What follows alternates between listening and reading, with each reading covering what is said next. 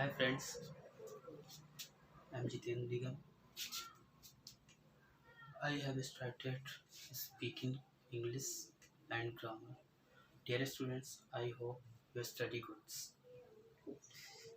Friends, मैं आज पहली बार ऑनलाइन हुआ लॉकडाउन के चलते मैंने सोचा शायद आप लोगों को स्टडी कराऊं, ऑनलाइन इंग्लिश स्पीकिंग सिखाऊं।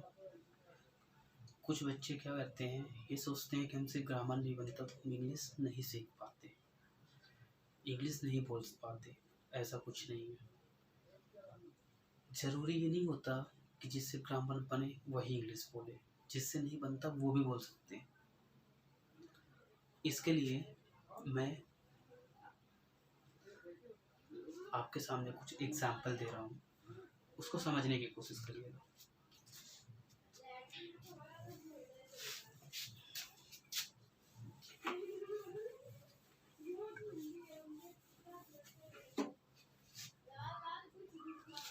जैसे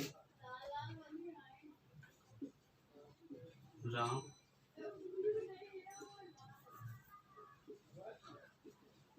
राजू, ये दो आपस में दोस्त हैं, ठीक है। राम हैज 2 चाइल्ड्स, ठीक है। Raju has no childs, Raju के पास कोई बच्चे नहीं है। राजू क्या करता है, कहता है राम एक बच्चा। राजू राम के पास जाता है और उससे एक बच्चा मांगता है। यार मेरे पास कोई बच्चा नहीं है, कोई बेबीज नहीं है, तो मुझे अगर तुम दे सकते हो एक तो दे दो। तो राम ने क्या किया, एक बच्चा राजू के गोद में दे दिया, ठीक है। अब 5 साल बाद, आफ्टर 5 days, क्या होता है देखिए। बच्चा खाना बोलता है, राजू का बच्चा क्या होता है, ये दोनों एक एक हो गए ना। ये ईट बोलता है, दूसरा पानी बोलता है, तो यहाँ वाटर बोलता है। क्लियर। तो देखिए क्या होता है। अब देखिए क्या इनको 5 साल में भी ग्रामर बनने लगा सब। जबकि राजू का जो चाइल्ड था, एक बच्चा जो था, इसने गोद लिया है, तो क्या ये ग्रामर सीखे कहीं से। 5 साल का बच्चा था, इंग्लिश बोल रहा है, और इधर राम का हिंदी बोल रहा है। क्लियर। तो इसमें क्या होता है, ये इन्वायरमेंट के ऊपर डिपेंड करता है। अगर आपके घर में इंग्लिश का इन्वायरमेंट अच्छा है तो आप इंग्लिश सीख पाओगे, अगर नहीं है तो नहीं सीख पाओगे। राम के घर में हिंदी का इन्वायरमेंट अच्छा था, उसके जितने बच्चे थे सब शुरू से हिंदी बोलना सीखे। राजू घर में इंग्लिश का इन्वायरमेंट अच्छा था तो इंग्लिश सीखे, उसके जो चाइल्ड थे, बच्चे थे, इंग्लिश सीखे। तो ऐसा नहीं है कि ज़रूरी है कि ग्रामर ही बने तो इंग्लिश सीखे, क्योंकि कोई 5 साल में कोई ग्रामर नहीं सीखता, ठीक है। 4 साल 5 साल में, वो इन्वायरमेंट के ऊपर डिपेंड करता है। आप 10 दिन, हम लोग क्या करते हैं, हम लोग क्या जो थिंकिंग है ना, इधर हिंदी होती है, हिंदी जब इंग्लिश से हमको बोलना होता है तो पहले हम हिंदी में सोचते हैं और फिर इंग्लिश में ट्रांसलेट करते हैं। ऐसा मत करना कभी। हम हिंदी सोचे ही क्यों, हम डायरेक्ट इंग्लिश क्या कर दें, इंग्लिश डायरेक्ट अपन क्या कर दें, ट्रांसलेट कर दें। क्योंकि हम लोगों का जो इन्वायरमेंट है, ठीक है, वो हिंदी में हुआ है। हम लोग कहीं भी जब छोटे थे हमको हिंदी सिखाया गया, ठीक है।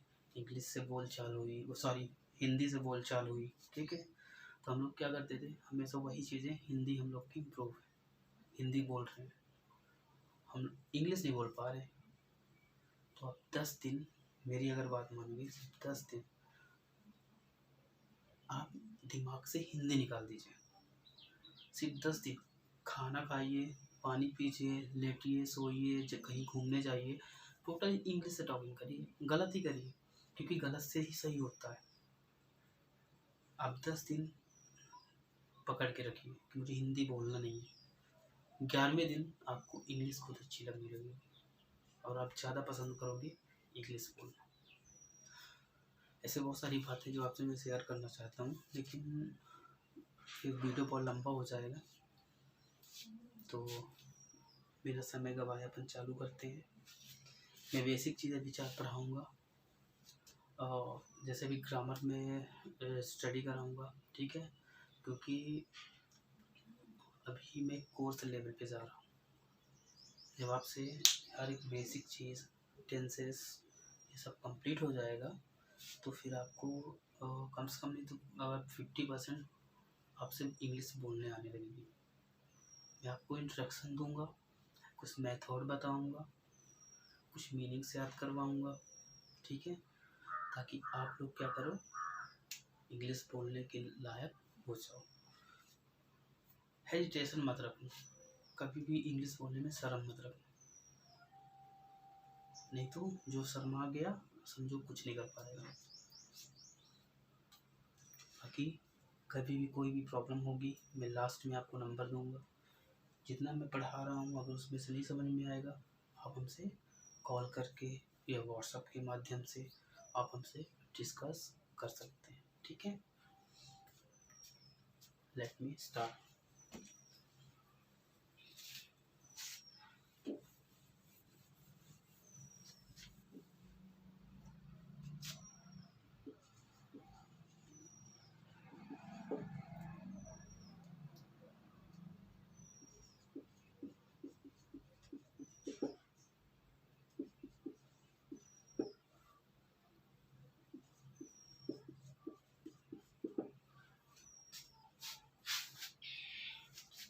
आज हम इन 4 चीज़ों के बारे में डिस्कस करेंगे, ठीक है।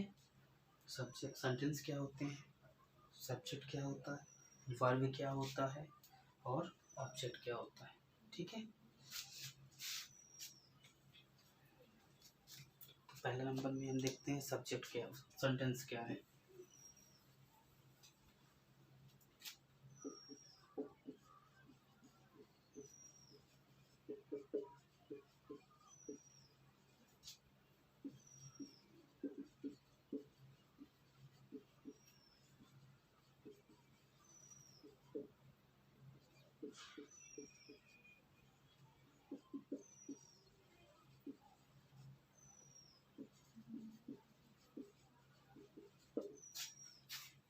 सेंटेंस यानी वाक्य, सेंटेंस यानी वाक्य। जैसे हम लोग छोटे थे ना, हमको बहुत पहले बताया जाता था कि टीचर लोग बताते थे कि चलो बेटा एक वाक्य लिखो, एक सेंटेंस लिखो। एक्चुअली सेंटेंस होता क्या है, मैं ये चीज़ें इसलिए पढ़ा रहा हूँ क्योंकि आपके टेंसेस ही यूज होने वाली है, इसलिए आप कंसंट्रेट होकर यहाँ पे वीडियो को पॉज कर लेना, ठीक है। और इसके बाद लिख लेना, आप नोट्स बना लेना, ठीक है। तो देखिए, a group of the world, a group of the world, world माने इसमें शब्द, ग्रुप माने समूह, तो शब्दों का समूह, शब्दों का वह समूह which make complete sense, complete यानी पूरा, ठीक है। मेक माने बनाना, सेंस माने अर्थ, जिसमें हमें बना बनाया पूरा अर्थ मिल रहा हो, ठीक है। शब्दों का वह समूह जिसमें हमको पूरा बना बनाया हुआ सेंटेंस या वाक्य मिल रहा है, वही सेंटेंस कहलाता है। जैसे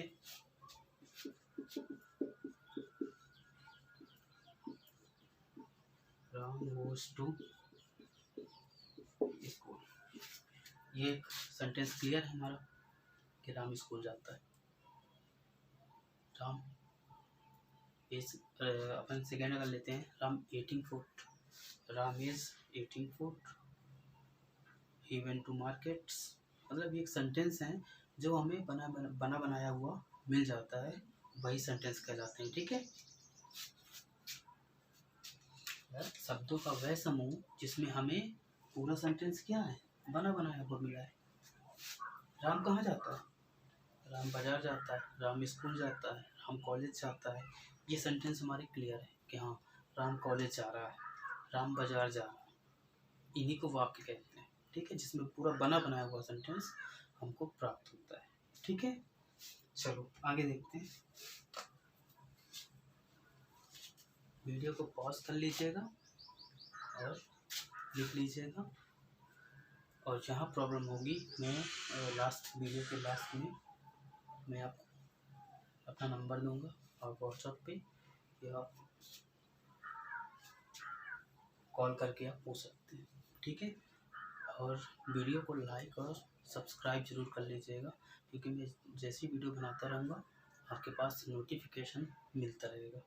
ठीक है, सब्सक्राइब, लाइक और बेल आइकॉन का बटन होगा यूट्यूब के नीचे, उसको प्रेस कर लीजिएगा। ठीक है,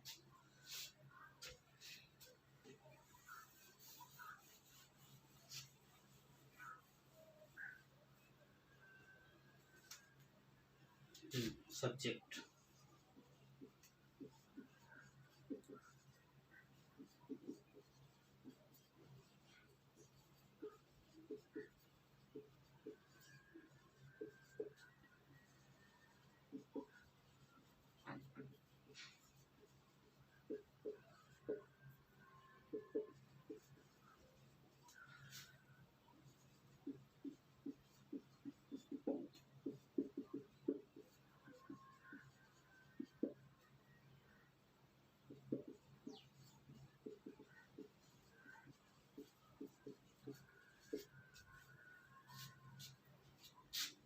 देखिए,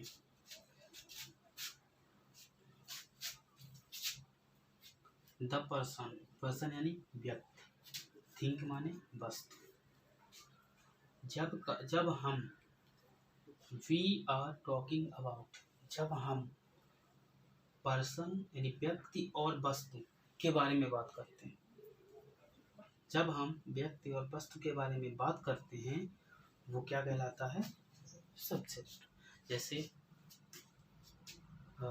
जैसे मैं यहाँ हूँ, ठीक है, मैं अपने दोस्तों को याद कर रहा हूँ, अरे मेरा दोस्त बहुत अच्छा था, है ना, पढ़ने में बहुत अच्छा था।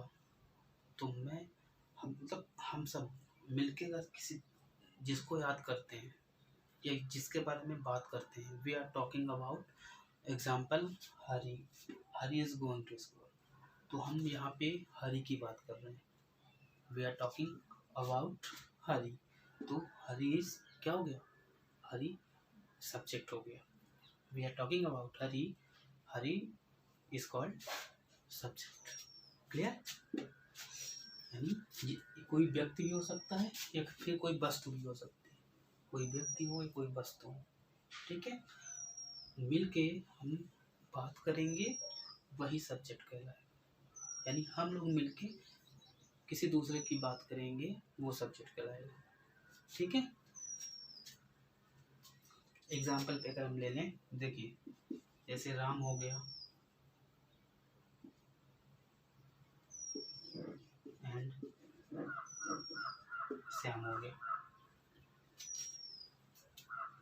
ये दोनों मिल के राहुल के बारे में बात कर रहे हैं। राम और श्याम मिलकर राहुल के बारे में बात कर रहे हैं, तो राहुल हमारा क्या हो जाएगा? सब्जेक्ट हो जाएगा। क्लियर? पॉज कर लीजिएगा वीडियो को और अच्छे समझ लीजिएगा, लिख लीजिएगा। जहाँ भी प्रॉब्लम होगी मैं वीडियो के अंत में नंबर दूंगा, आप व्हाट्सएप पे भी बात कर सकते हैं हमसे या फिर कॉलिंग पे भी बात कर सकते हैं। ठीक है, कभी भी कोई भी सब्जेक्ट, इंग्लिश में आप यहाँ से स्टार्ट करिए, यहाँ से चलते जाइए, जहाँ भी आपको प्रॉब्लम हो, आपको नहीं समझ में आ रहा है, आप हमें व्हाट्सएप करिए या फिर कॉल करके आप पूछ सकते हैं। ठीक है, चलिए हम आते हैं अब ऑब्जेक्ट में।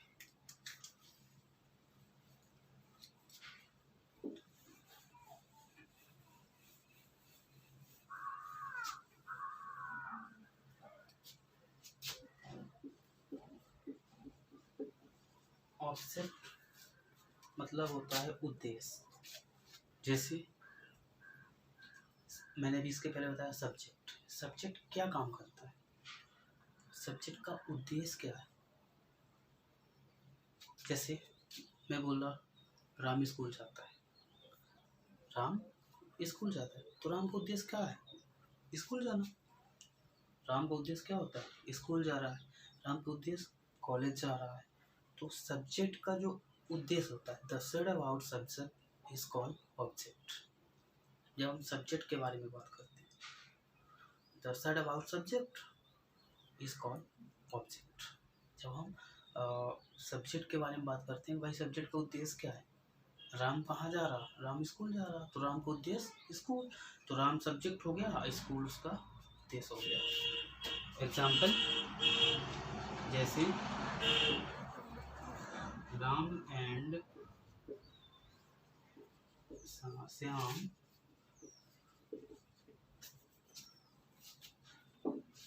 is going to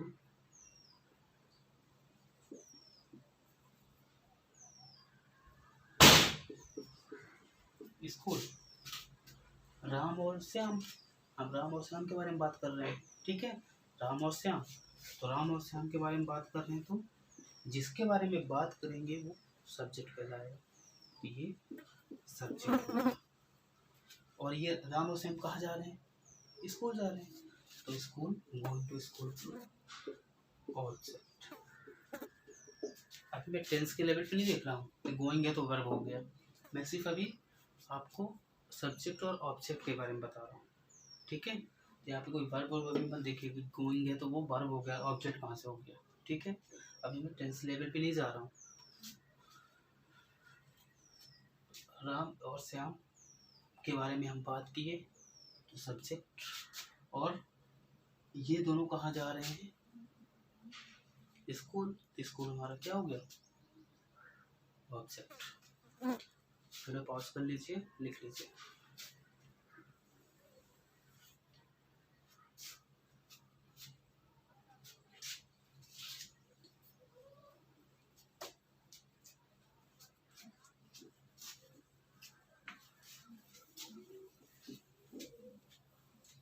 अब आते हैं वर्ब।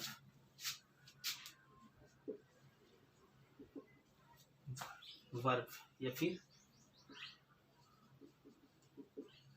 एक्शन। हम लोग क्या होते हैं, मूवी देखते हैं, जब मूवीज वगैरह बनती है तो नहीं बोलते हैं एक्शन। तो जो हीरो होते हैं, हीरोइन होती हैं, वो अपना काम करना चालू कर देते हैं। तो एक्शन का भी मतलब होता है क्रिया, अब वर्ब का भी मतलब होता है क्रिया। इसका सबसे अच्छा फंडा मैं बता रहा हूँ। अगर वर्ब को पहचानना है तो वाक्य के अंत में ना शब्द करिए, इसकी पहचान आइडेंटिफाई करना है तो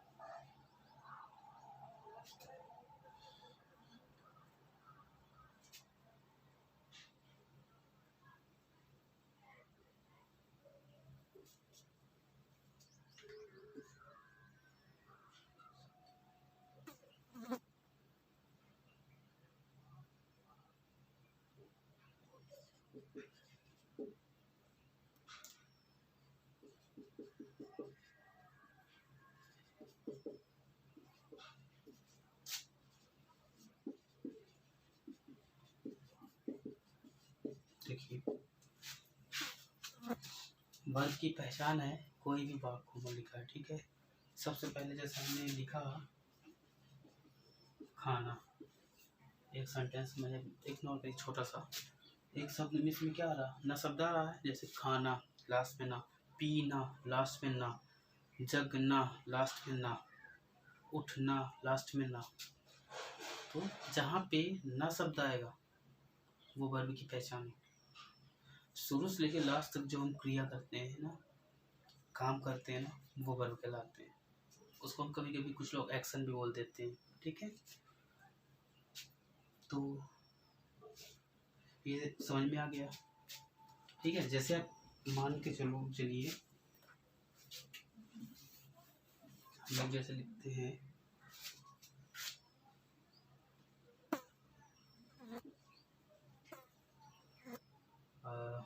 कोई सेंटेंस ले लीजिए, अजय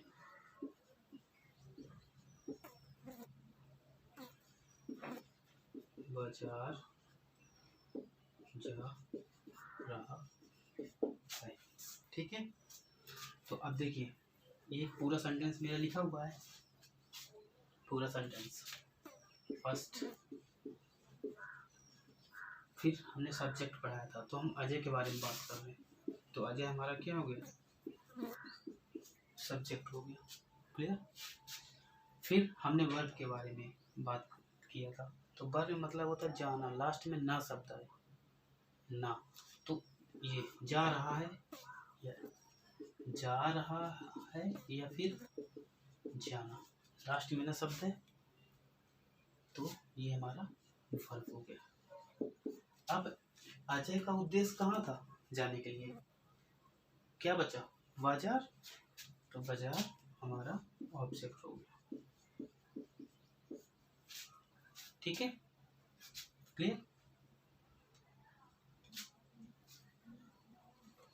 अब इसके कुछ जो टेंसेस में यूज होते हैं अपन उसको देख ले रहे हैं, ठीक है। देखिए जो टेंसेस में जो सेंटेंसेस यूज होंगे उसको मैं बता दे रहा हूँ, क्योंकि मैं कल से टेंस पढ़ाऊँगा। तो जो टेंस के अंदर सेंटेंस होते हैं, ठीक है, आज मैं लिखे दे रहा हूँ यहाँ पे, आप लोग उसको एक नोट्स बनाइएगा, उस नोट्स में लिख लीजिएगा, और कल मैं जब टेंस पढ़ाऊँगा तो कहाँ कहाँ यूज हो रहा है आप अच्छे से देखिएगा, ठीक है। फर्स्ट,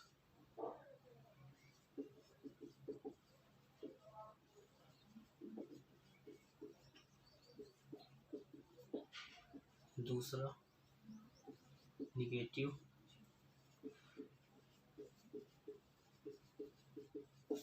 तीसरा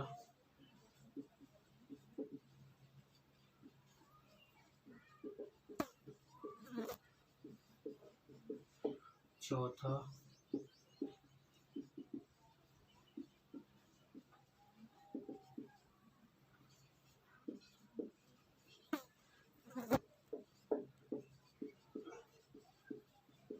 ठीक है।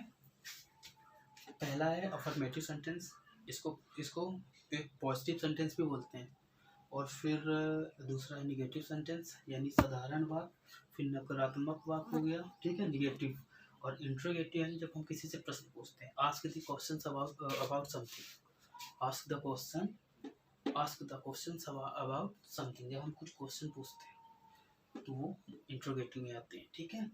और चौथा होता है दूसरे और तीसरे का कम्युनिकेशन, कंबाइंस इंट्रोगेटिव और negative sentence.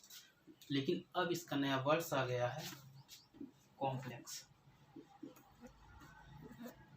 Complex sentence, clear. लेकिन बच्चे बहुत कम जानते हैं ये, अक्सर इंट्रोगेटिव और निगेटिव सेंटेंस पढ़ते रहते हैं, वो शुरू से पढ़ते आ रहे हैं, तो बस ये जानते हैं। मैंने कुछ अभी पिछले ईयर्स में मैंने देखा था कि कुछ सेंटेंस दिए थे, उसको कॉम्प्लेक्स में चेंज करना था, ठीक है। तो बहुत सारे बच्चे छोड़ के आ गए थे ये, ठीक है। तो मैं जब टेंस पढ़ाऊँगा तो मैं एक एक्स्ट्रा ये कॉम्प्लेक्स लेके चलूँगा, कॉम्प्लेक्स होता क्या है, कैसे बनाया जाता है, ठीक है। लेकिन इसके लिए आप लाइक और सब्सक्राइब जरूर कर लीजिएगा, और बेल आइकॉन का बटन दबा दीजिएगा, ताकि मैं कल से टेंसेस पढ़ाऊँ तो आपको डेली का डेली वीडियो का नोटिफिकेशन मिलता रहे, ठीक है।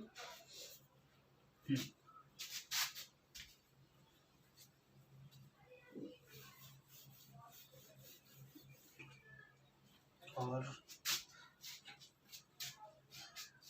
मेरा पढ़ाया हुआ अगर कहीं भी नहीं समझ में आ रहा या कहीं प्रॉब्लम हो रही है, कोई सेंटेंसेस को लेके प्रॉब्लम हो रही है, कहीं पे डाउट हो रहा है, तो आप हमें व्हाट्सअप या कॉल ज़रूर कर सकते हैं।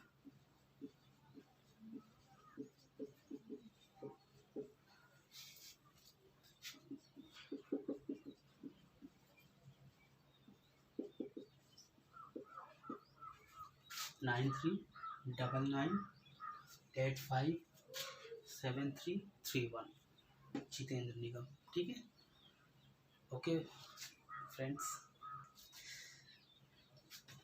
आज के लिए इतना ही। मैं आशा करूँगा कि आप लोग को वीडियो पसंद आई।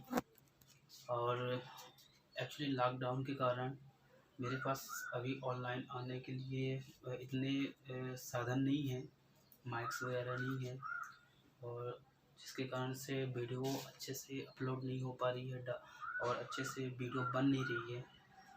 तो इसलिए थोड़ी वीडियो बनाने में प्रॉब्लम हो रही है, उसके लिए मैं सॉरी मेरे तरफ से। और आपको कहीं भी कुछ प्रॉब्लम हो तो आप हमें डायरेक्ट संपर्क कर सकते हैं, लेकिन बहुत जल्द मैं कोशिश करूँगा कि वीडियो क्लीन आए और अच्छे से बने। ठीक है, थैंक यू, बाय बाय।